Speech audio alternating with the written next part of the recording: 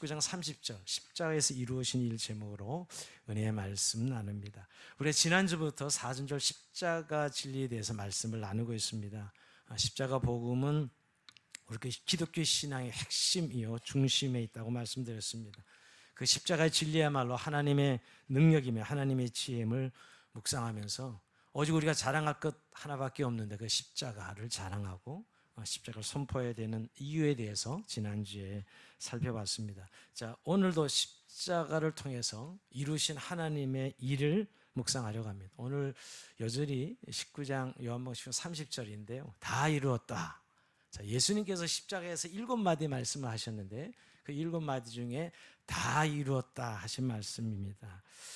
도대체 예수님께서 무엇을 다 이루었다는 말씀이죠? 예수님이 이 말씀을 여기에서만 하셨는데요.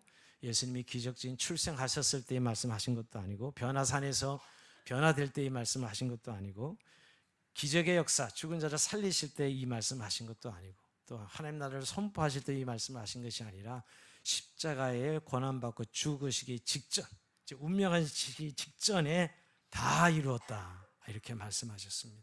즉 십자가에서 하나님께서 계획하신 모든 구원의 역사를 다 이루셨다고 말씀하신 것이죠. 그만큼 우리에겐 십자가는 중요한 사건이죠.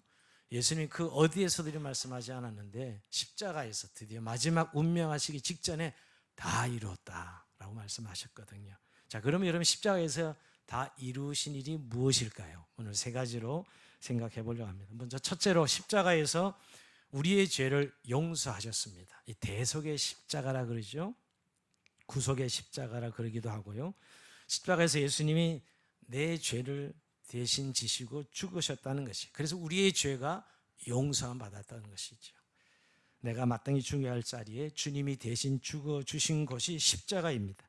내 죄로 인해 내가 죽어서 그 자리에 내가 죽어야 되는데 대신 예수님이 형벌 받으셔서 그 하나님의 심판을 면하게 해주신 것이 바로 예수님의 십자가입니다. 예수님의 죽음으로 인해서 우리가 받을 형벌, 내가 받을 심판을 벗어났다는 것입니다.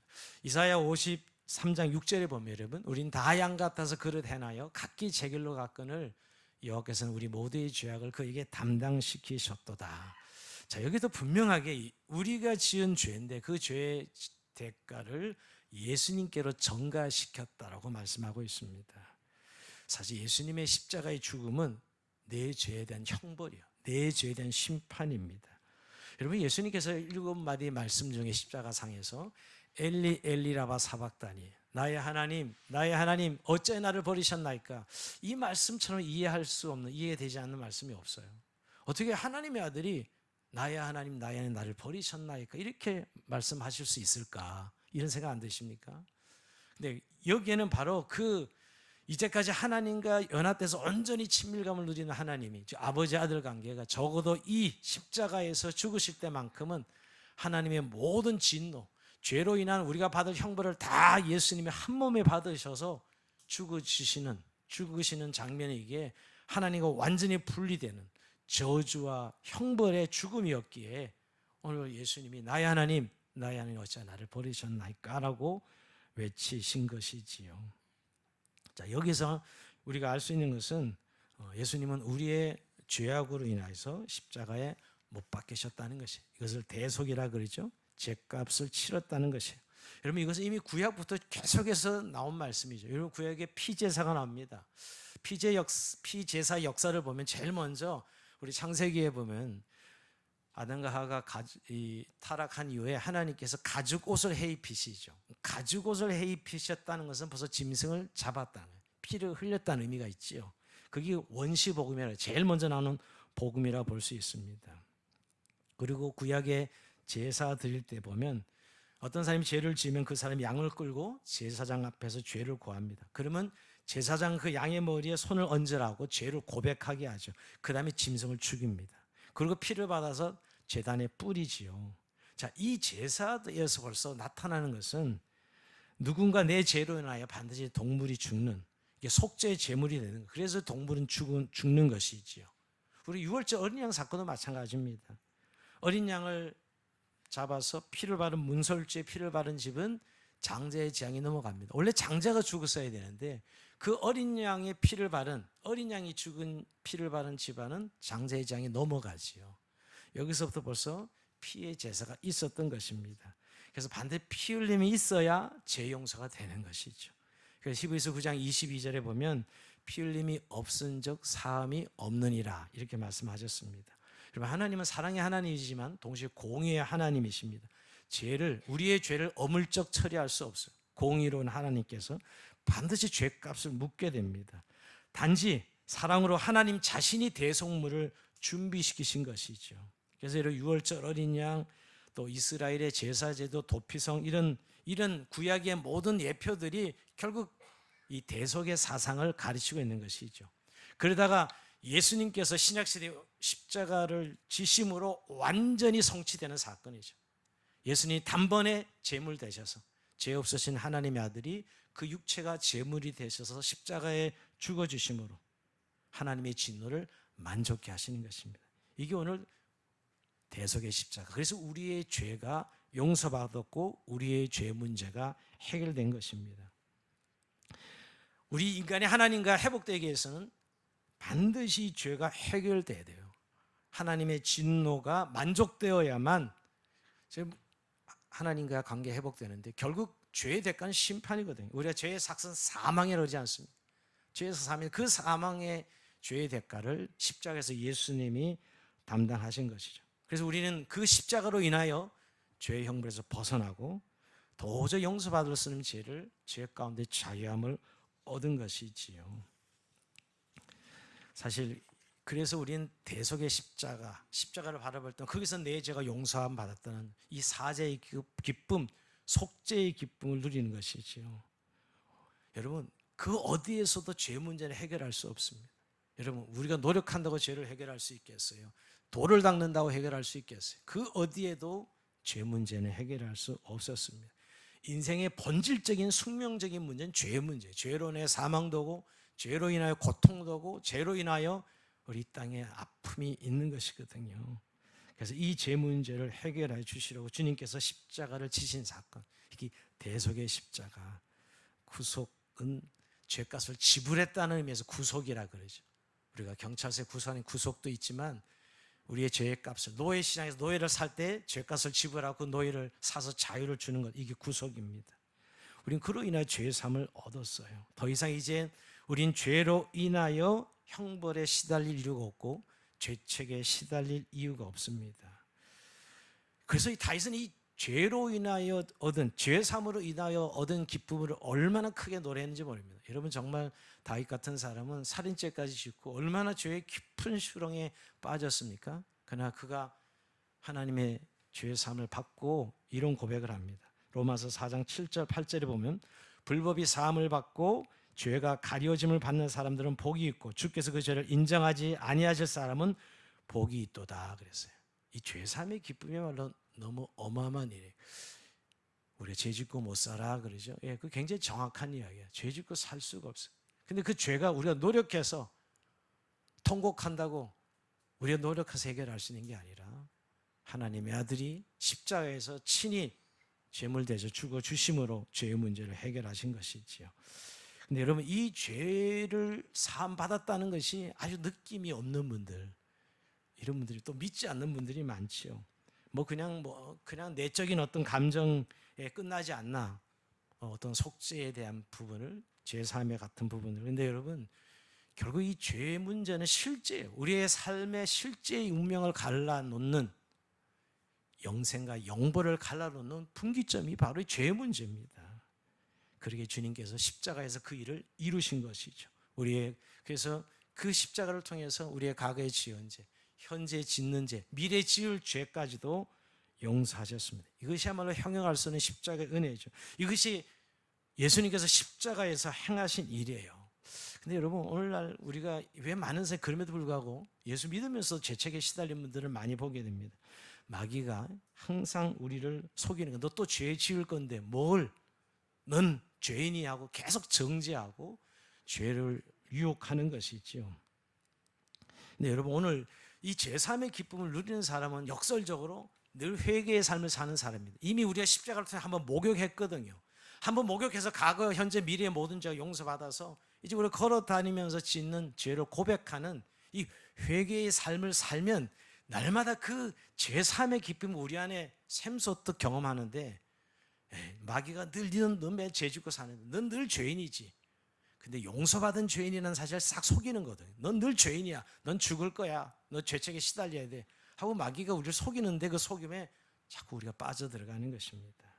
그러나 여러분, 이 아침 다시 한번 십자가를 믿는 우리 성도들이 주님이 주신 가장 큰 은혜는 바로 속죄의 기쁨, 용서의 기쁨입니다. 우리의 죄가 다 용서받았다고 이 아침에 선언하십니다. 죄로부터 자유함과 또 속죄의 기쁨을 누리는 저 여러분 삶이 되길 주의 이름으로 축원드립니다. 이것이 십자가에서 행하신 일이에요. 두 번째, 주님이 십자가에서 행하신 일은 우리의 구원을 이루시는 사건입니다. 자, 그래서 구원의 십자가라고 그러죠. 우리는 십자가를 통해서 구원받습니다.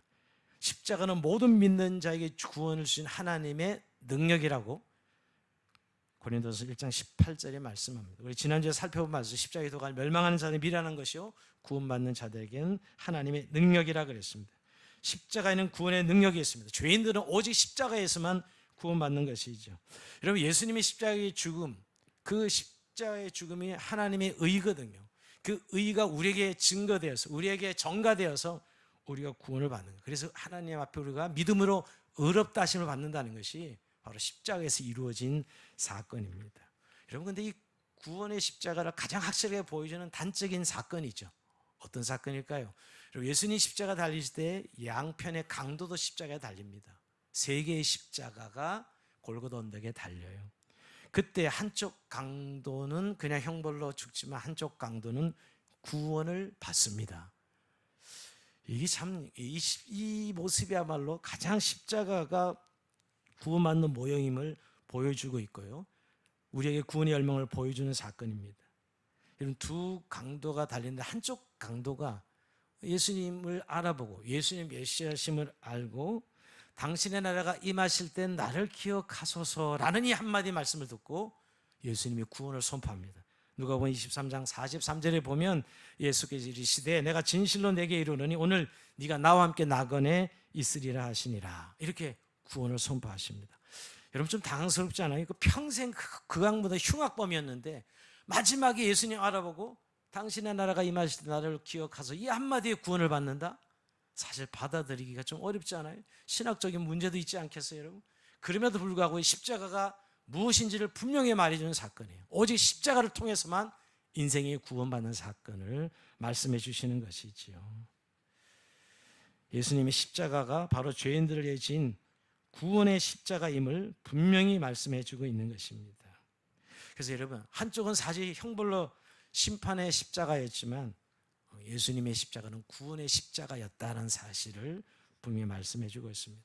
그래서 십자가에서 구원받지 못할 사람은 없습니다. 십자가를 붙드는 자마다 반드시 이 구원을 받게 되어 있죠. 우리를 죄에서, 사망에서, 지옥의 형벌에서 구원을 받습니다. 다른 조건은 없습니다. 오직 십자가를 믿는 자들에게. 그래서 오늘 우리가 구원의 십자가를 통해서 우리가 구원을 받을 때 그 생명을 영생이라 합니다. 자, 우리 영생이라는 단어, 우리가 구원을 받는다면 물에서 건진다는 그런 의미의 단어라면 생명의 관점에서는 영생이죠. 영원한 생명을 우리가 십자가를 통해 구원 얻는 것입니다. 근데 영생 얻는다 그러면 우리가 죽어서 가는 천국을 많이 연상하죠. 그 정도가 아닙니다. 물론 죽어서 천국 가지만 지금 우리가 영원한 생명을 얻는 것이죠. 이 영원한 생명을 다른 말로 표현한다면 하나님 백성이 되는 것이에요. 하나님 나라 백성이 되고 하나님 통치를 받아가는, 즉 하나님과 함께하는 삶을 살아가는 그 생명이 영생입니다. 여러분, 우리가 영생 얻기 전에는 누가 우리의 인생의 주인이며 우리가 어디로 왔으며 어디로 가는지 모릅니다. 사실 그냥 사는 거죠. 어떻게 먹고 살고 죽지 못해서 살고 그렇게 사는 삶이지만, 영생을 얻으면 우리의 주인이 누구며 어디로 왔으며 어디로 가며 하나님의 통치가 있는 삶을 살아가는 삶, 그게 영원한 생명입니다. 여러분, 우리가 구원받았다 그래서 흔히 요즘 번영신학에 또 성공신학에 이렇게 물든 사람들은 뭐 예수 믿고 떡이 생기고 만사형통하고 예수 믿으면 모든 게 잘 되고 그런 생명을 말하지 않습니다. 그런 것은 생존이죠. 생존의 목숨이 아니고 오늘 우리가 얻은 구원은 영생, 하나님 나라의 백성으로서의 영원한 생명을 얻은 아까 생존과는 다른 차원의 생명입니다. 하나님 백성으로 의와 평강의 통치를 받고 하늘에 잇대어 있는 영원한 하늘에 잇대는 영원한 삶, 영생을 누리는 존재로 살아간다는 것이에요.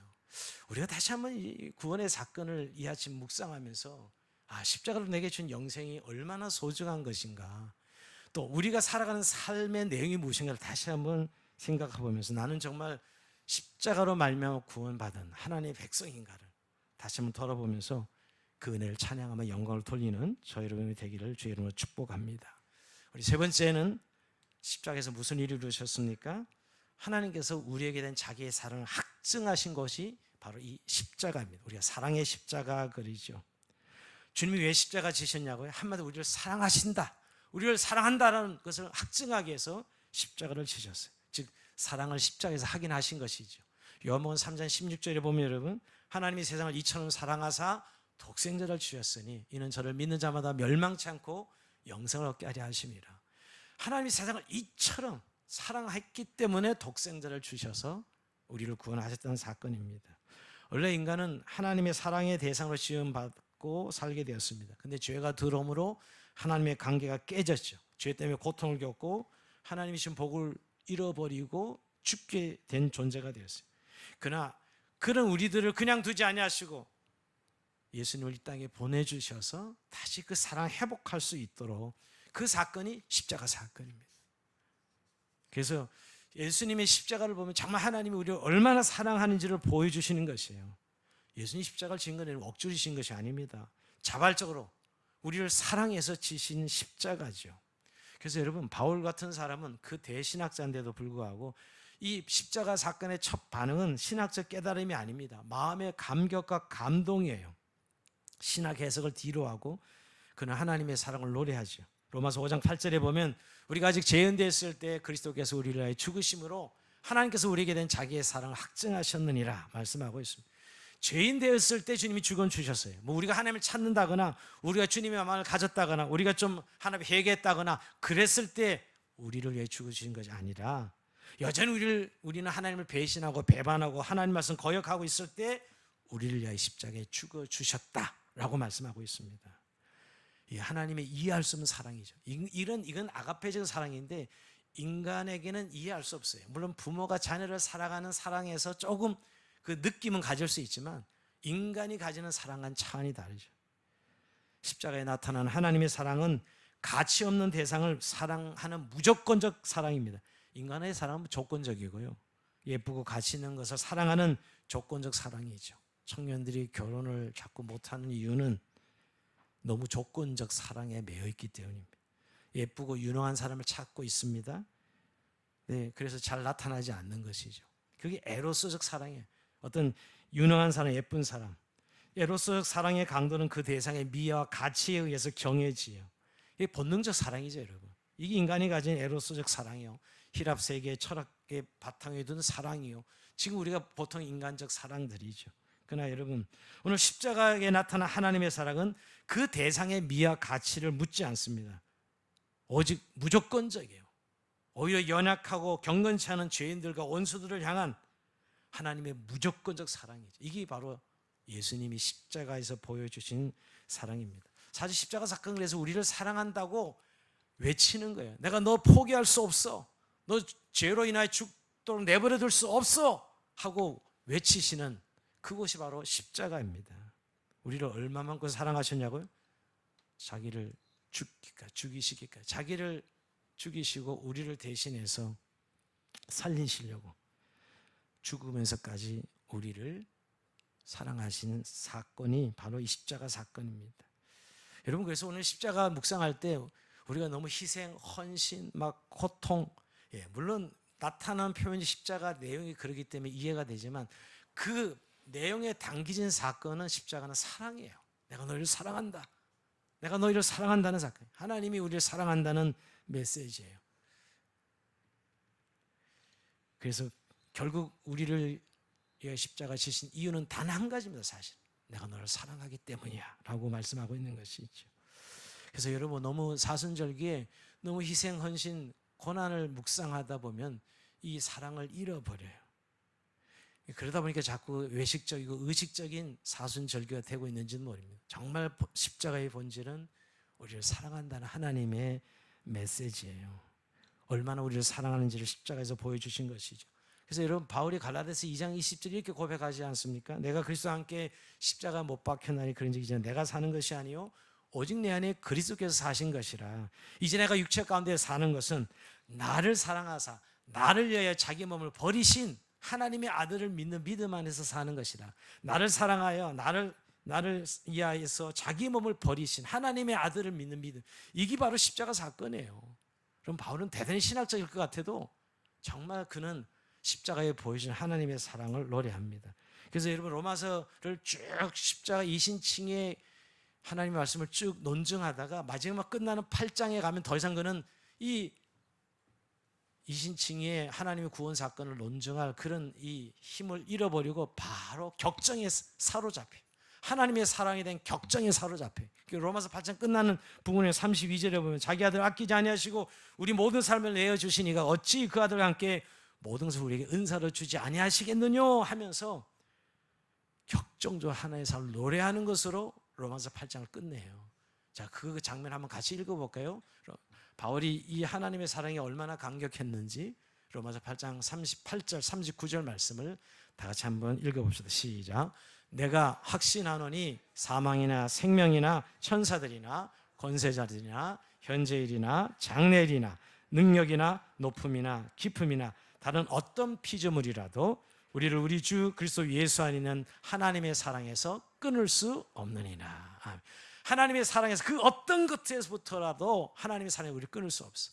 우리를 아무리 마귀가 빼앗으려 해도, 그 어떤 세력이 우리를 괴롭히려 하더라도 하나님의 사랑에 우리를 끊을 수 없다. 그래서 여러분, 바울이 지난주 우리가 배웠듯이 십자가만 자랑하겠다고 한 것이 그저 이 립서비스가 아닙니다. 정말 바울은 똑똑하고 이야기할 것이 너무 많은 대학자이지만 난 오직 십자가 밖엔 자랑할 것이 없고 십자가에는 말하지 않겠다 하는 것이 이유 때문입니다. 오늘 십자가에 자기를 사랑하시는 하나님의 사랑을 깨달았고 발견했기 때문이죠. 여러분, 위대한 신학자 칼바르트가 미국에 도착했는데 사람들이 질문을 던질 거 아니에요? 너무 정말 대단한 박사가, 신학 박사가 왔으니까 이렇게 질문합니다. 당신이 평생 신학을 연구하면서 가장 위대한 신학이 있다면 무엇입니까? 라고 이렇게 물었는데 대답은 너무 아주 싱겁게 간단했어요.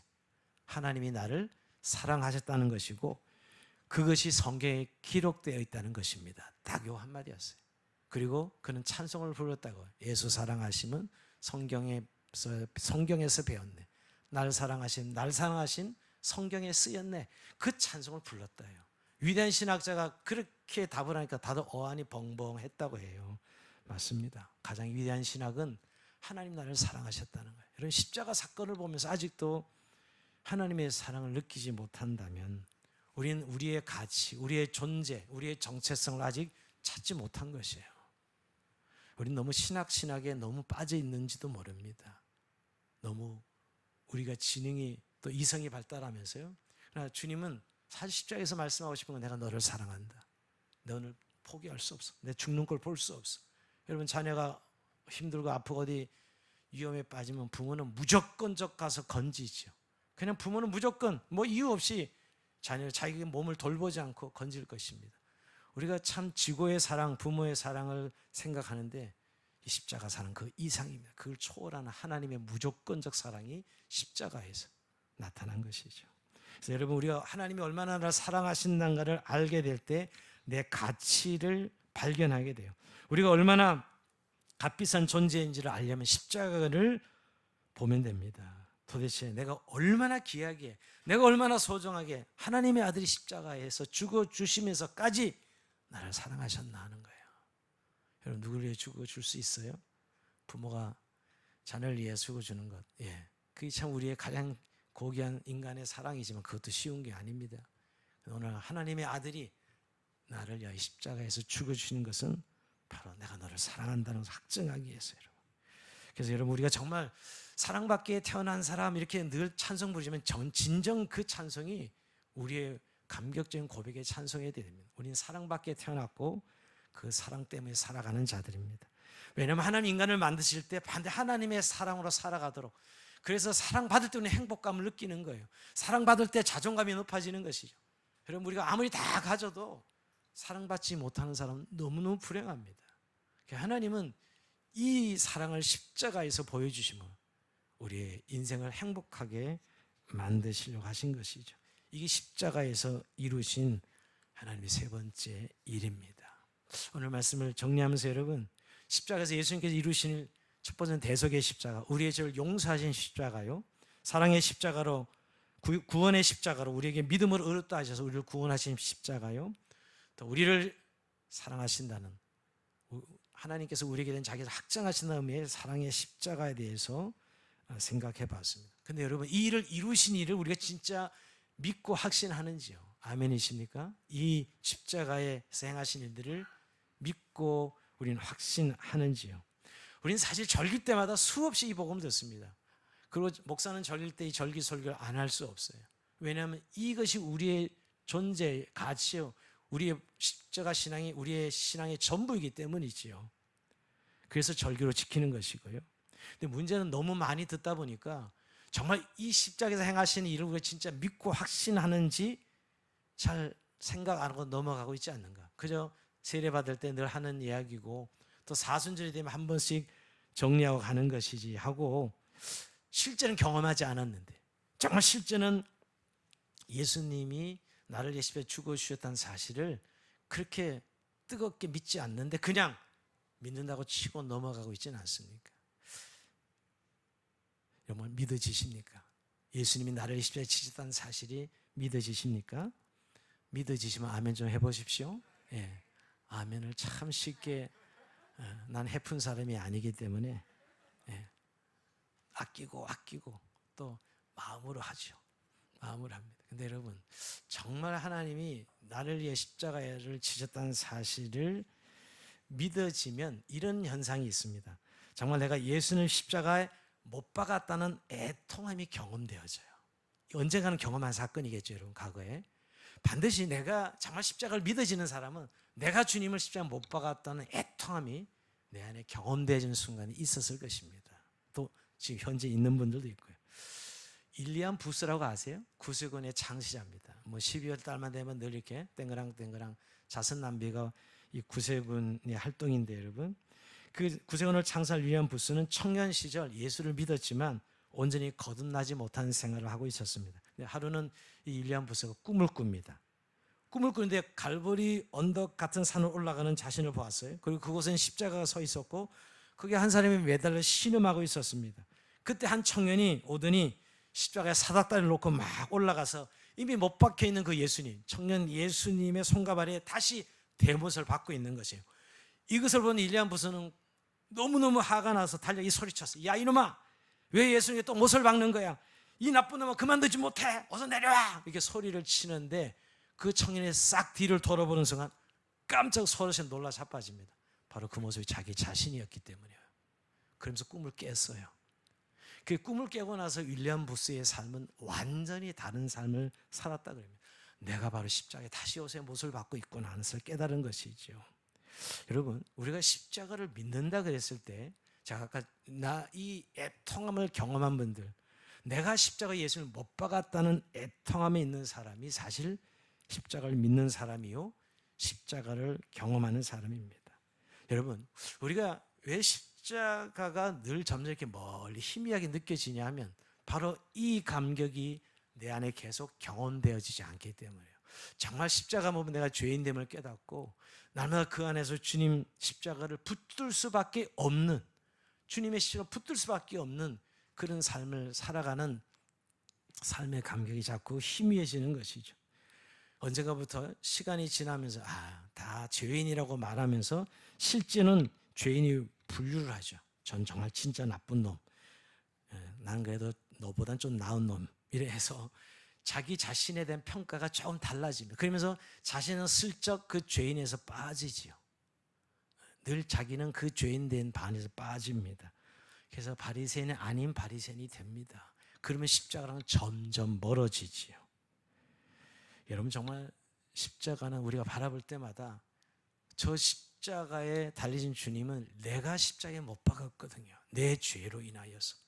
그래서 우리가 십자가를 그냥 보지 못합니다. 늘 그 은혜로 감격으로 십자가를 볼 수밖에 없지요. 저는 이런 체험, 고3 때 성령 세례 체험할 때 지금도 늘 생생합니다. 갑자기 가슴이 뜨거워지고 말할 수 없는 회개가 터지는데 거의 시간 간절로 밤새 제가 떼굴떼굴 굴르면서 회개한 것 같아요. 근데 그때 회개의 내용을 가만히 살펴보면 그 뭐 힘에 의해서 회개했지만 내용이 내가 얼마나 극악무도한 죄인인지 하나님께 내 입을 통해 토설하게 하는 것이었어요. 근데 저는 굉장히 어릴 때부터 착하다 소리 듣고 굉장히 모범생을 살았거든요. 한 번도 혼난 경험이 별로 없습니다. 근데 그게 다 내 안에 회개할 때는 그게 다 위선이고 그게 내 처세술이고 사실 인정받으려고 그렇게 살았던 것이었어요. 다 회개가 터졌는데 나도 뭐 내 입에서 말이에요. 밤새 그 회개합니다. 뭔 죄가 많기에 고3 학생이 저렇게 회개를 하나. 아마 옆에서는 그랬을 거예요. 우리 선생님들은. 근데 그 죄가 다 터져나면서 내 가슴에 그 아침, 새 아침이 다른 세상을 경험하고 그 십자가 앞에 있는 내 자신, 그 십자가로 보혈의 피가 덮어져서 용서받는 기쁨이 얼마나 컸는지요. 그래서 그때부터 십자가는 그냥 볼 수 없는 십자가예요. 늘 은혜요, 감격이요. 그 십자가의 승리요, 십자가의 영광을 내가 날마다 보게 되는 것이죠. 여러분, 우리가 이 사순절기를 지나면서 정말 십자가에 가까이 나아가고 있습니까? 그리고 그 은혜를 날마다 체험하고 있어요. 십자가에서 이루신 일이 카더라 하는 누군가의 이야기가 되고 또 옛날 세례 받을 때 이야기가 아니라 오늘 나의 삶 가운데 십자가를 붙들고 가까이 나가는, 그래서 늘 그것이 은혜가 되고 감격이 되는 그런 삶을 살고 계신지요. 이번에 사순절 기간 동안에 그 십자가에 더 가까이 나가기 위해서 제가 두 가지 좀 제안을 드립니다.